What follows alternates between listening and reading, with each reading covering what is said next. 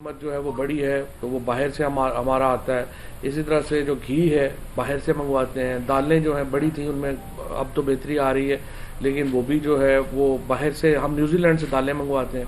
کیونکہ ایگریکلچر کے اوپر فوکس نہیں کیا گیا تو تمام اس میں دوسرا سال ہے جبکہ الحمدللہ ایگریکلچر پہ فوکس واپس آیا ہے. 5 بڑی بمپر کراپس ہوئی ہیں اور اس کی وجہ سے 1100 ارب روپیہ جو ہمارے دیہی علاقے ہیں فارمر ہے ان کو ملا ہے.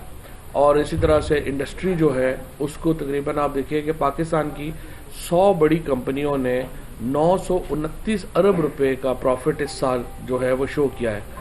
اور اس میں یہ سمجھتا ہوں کہ سارے جو میڈیا ہاؤسز ہیں ان کے پروفٹس میں 33% سے لے کے 40% تک اضافہ ہوا ہے. اور میڈیا پہ جب میں شور سنتا ہوں کہ بہت مہنگائی ہے تو مجھے یہ احساس ہے کہ جہاں اتنا پروفٹ تمام آرگنائزیشنز نے کمایا ہے انفارچونیٹلی انہوں نے اپنے لوگوں کی تنخواہوں میں اضافہ نہیں کیا. جب وزیر اعظم نے خطاب بھی کیا تھا انہوں نے یہ کہا تھا کہ آپ لوگوں نے اتنے جب پروفٹس آ رہے ہیں تو آپ اپنے لوگوں کی تنخواہوں میں بھی اضافہ کریں. ویسے تو خیر مجھے یہاں میڈیا کے اوپر یہ بھی مجھے افسوس ہے کہ جو آپ کی زیادہ تر ورکرز یونین ہے وہ بھی الحمدللہ مالکان ہی چلا رہے ہیں تو اس وجہ سے وہاں سے بھی کوئی خاص آواز نہیں آتی کہ یہاں پہ جو ہے اتنا آپ نے اگر پروفٹ کمایا ہے تو اس کو اپنے جو کیمرہ مین ہیں اپنے جو ورکنگ جرنلسٹ ہیں ان کو بھی جو ہے وہ دیں.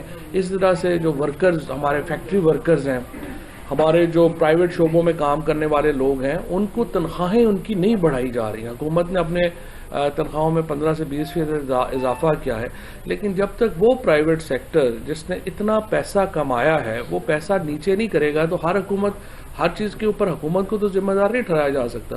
اگر 100 کمپنیاں جو ہیں انہوں نے 929 ارب روپیہ ہسٹورک پروفٹ کمایا ہے خود جس میں دیکھتا ہوں کہ مفتاح اسماعیل صاحب کی جو اپنی کمپنی ہے وہ یہاں پہ حکومت پہ تنقید کرتے ہیں لیکن کینڈی لینڈ کا جو اپنا پروفٹ ہے وہ اس وقت ہسٹورک ہے. اتنا زیادہ پروفٹ انہوں نے کبھی نہیں کمایا اور انہوں نے کیا کیا کہ اتنا پروفٹ کمانے کے بعد جو اپنی جو 5 ٹافیوں سے انہوں نے پیکٹ میں 4 ٹافیاں کر دی تو ان کی بھوک پتہ نہیں کب ختم ہوگی.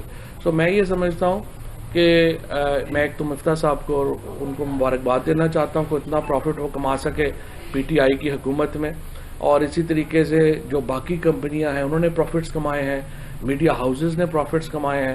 سو میں اپیل کروں گا کہ آپ اپنے ورکرز کی تنخواہوں میں اضافہ کریں تاکہ ان کو مہنگائی کا بوجھ جو ہے ان کو کچھ کم لگے. دوسری طرف ہم نے صحت کا خرچہ پورے پاکستان سے لوگوں کے بجٹ سے ہٹا لیا. اس کے بعد ہم نے جو راشن میں مہنگائی ہوئی وہ بھی ہم نے 30% جو ہے وہ وہاں پہ کنسیشن دے دی.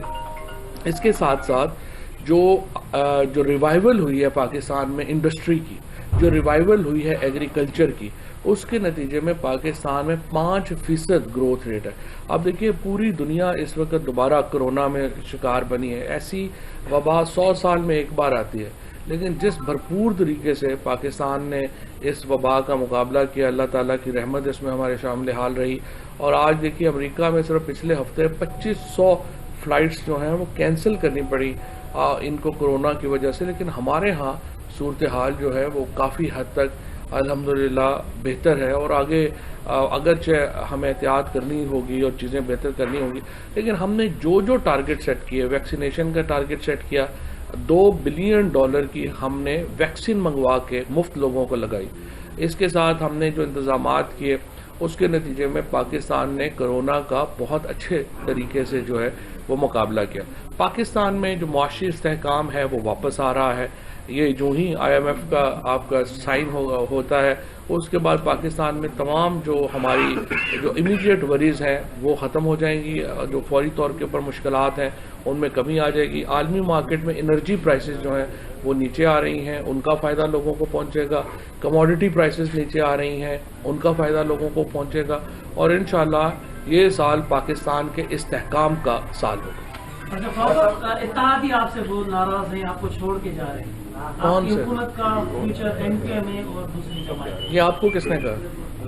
سامنے ان کی باتیں آ رہی ہیں سب خالد مقتول ہیں سب بول رہے ہیں سارے ہمارے ساتھ ہیں. آپ کے اجلاس میں وفاقی کابینہ میں بھی انہوں نے اعتراض اٹھائے تھے کہ منی بجٹ سے لوگوں کو نقصان ہوگا. پہلی بات تو یہ ہے کہ کسی نے کوئی اعتراض نہیں اٹھایا. MKM ہو PMLQ ہو انہوں نے اس بجٹ کو اپروو کیا ہے. کیبنٹ میں 2 وزیر ان کے ہیں, 2 وزیر ان کے ہیں.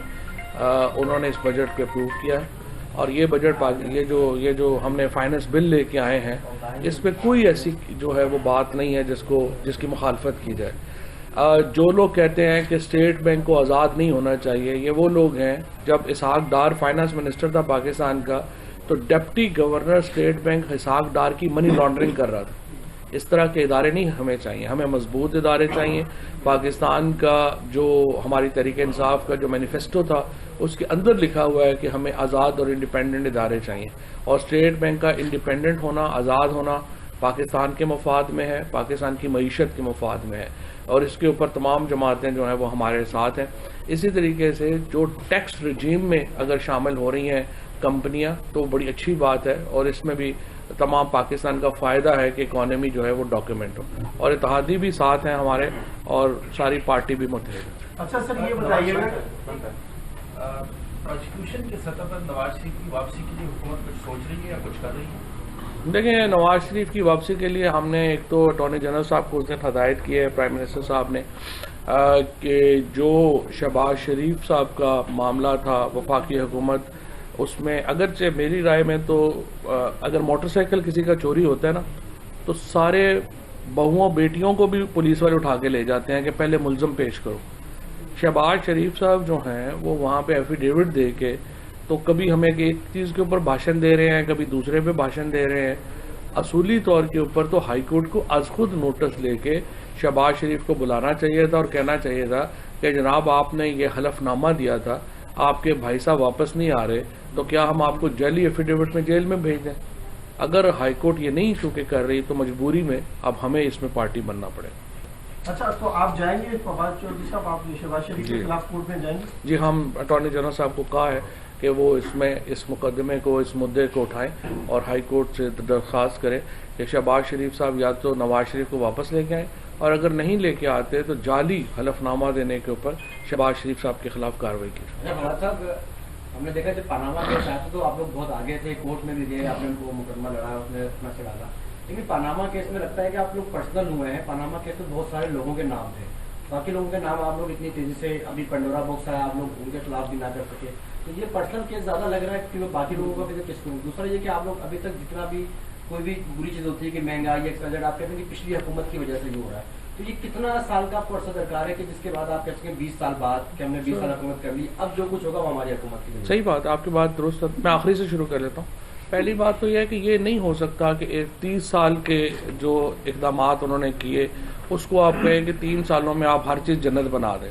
اب آپ بتائیں, آپ نے اپنی انڈسٹری تباہ کر لی 2000, آپ اس لیے آپ اندازہ لگا لیں کہ 1947 سے لے کے 2008 تک ہمارا کل جو قرض تھا وہ 6 ٹریلین تھا, جس میں ہم نے اسلام آباد کا شہر بنا لیا, ہم نے گوادر خرید لیا, ہم نے پاکستان کی فوج کھڑی کر دی, ہم نے اپنی نیول بیسز بنا لی, ہم نے موٹر ویز بھی بنا لی, اور یہ سارے کام ہم نے 6 ٹریلین میں کیے 1947 سے لے کے 2008 تک.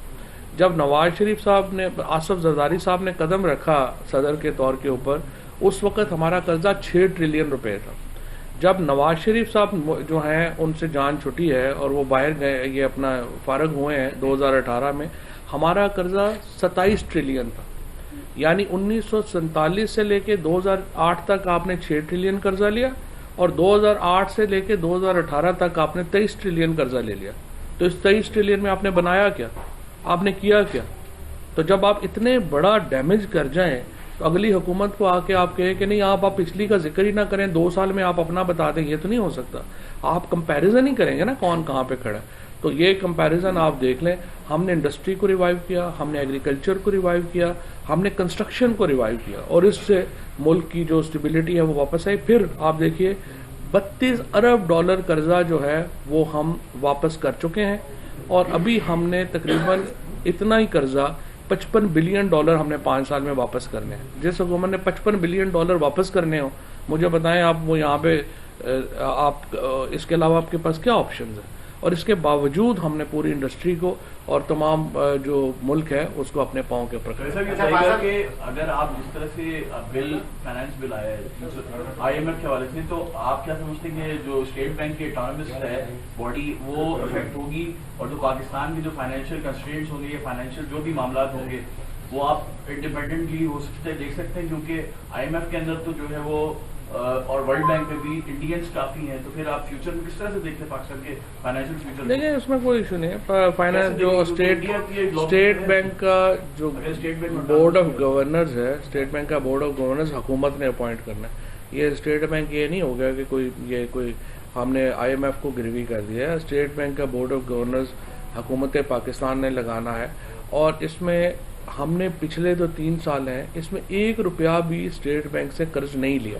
یہ سب سے آسان ہوتا تھا پہلے کہ آپ فون اٹھا کے کہتے ہیں اسٹیٹ بینک کو، کہتے ہیں اتنے نوٹ چھاپ دیں، وہ نوٹ چھاپ دیتے تھے، جس طرح سے نواز شریف نے کیا یا اسحاق ڈار نے کیا. اسحاق ڈار نے ٹریلینز آف روپیز جو ہیں وہ چھپوائے، جس سے آج ہماری معیشت بیٹھ گئی. سو آپ کبھی بھی یہ نہیں کرتے کہ اداروں کو اتنا جو ہے وہ محکوم بنا لیں کہ وہ اپنی کارکردگی دکھانے کے اہل ہی نہ رہے. ہم انڈیپینڈنٹ اداروں پہ بلیو کرتے ہیں، اور اسٹیٹ بینک کی آزادی جو ہے وہ پاکستان کے مفاد میں. لاسٹ چودھری صاحب یہ بتائیے گا، عالمی منڈی میں پیٹرول کی جو فی لیٹر قیمت ہے وہ تو کم ہو رہی ہے، لیکن پاکستان میں اس کی قیمتیں مسلسل بڑھ رہی ہیں، تو یہ کہاں جا کے آپ سوچ رہے ہیں کہ پیٹرول کی قیمت جو ہے وہ اسٹاپ کر دی جائے؟ یہ تو عالمی منڈی میں جب قیمتیں کم ہوتی ہیں، یہاں پہ پچھلے مہینے 5 روپے کم ہوئی تھی، کل جب بڑھی ہے تو 4 روپے اوپر گئی ہے. سو اب یہ جو فلکچویشن ہے، یہ اوگرا انڈیپینڈنٹ ادارہ ہے، وہ فیصلہ کرتا ہے. جب اوپر جا رہی ہوتی ہے وہ بڑھاتے ہیں. مسئلہ یہ ہے کہ جب اوپر جاتی ہے تو میڈیا میں خبر فرنٹ پیج کے اوپر ہیڈ لائن لگتی ہے، جب آپ کم کرتے ہیں تو پیچھے چھوٹی سی خبر لگتی ہے. یہ مسئلہ ہے، اسی لیے آپ کو بھی نہیں پتا کہ کم کب ہوئی اور اوپر کب بڑھی. سندھ میں یوریا کا پرابلم ہے، ہر جگہ معاملہ ہوگا تو کمپنیز وفاق کے اندر میں، تو یہ پرابلم حل کیسے ہوگا؟ ہر جگہ یوریا کا پرابلم ہے، پنجاب میں بھی پرابلم ہے. دیکھیں اس وقت دنیا میں مسئلہ یہ ہے کہ دنیا میں اس وقت یوریا کی قیمت جو ہے وہ 10,000 روپے بیگ ہے.